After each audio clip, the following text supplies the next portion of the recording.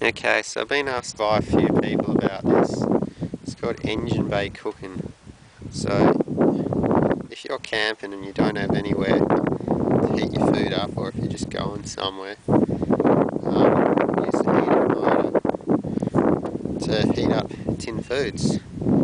I've done this heaps, so I know it works. I'm just doing this to prove a point, to prove it works. If you get, say, a tin of food, all you got to do is have a car and put it somewhere where the heat from the exhaust will come up, so the exhaust comes under the intake of this Jeep. You got to crack the seal, because otherwise it will build up pressure inside and it'll explode when it gets too hot. And then you find a place to put it where it won't move, and then you go for a drive, and when I get home I should have some hot food. I don't have to do this, I'm just doing this for the point of the video.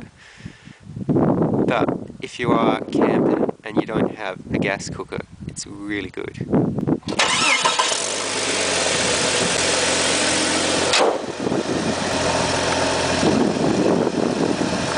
So now, currently cooking some beans while I'm driving home.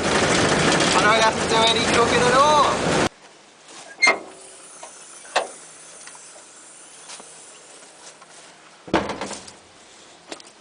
So hopefully it's cooked now.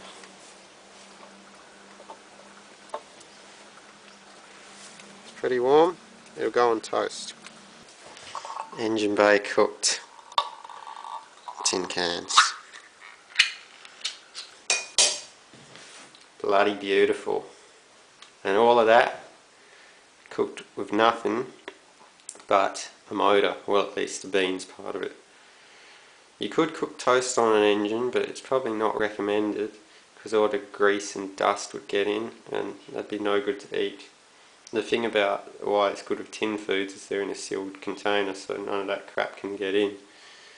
I mean, if you really wanted, you could probably cook pancakes or something on an engine bay, but if you had the car sitting still and idling and not driving through the dust, but that defeats the whole point of it.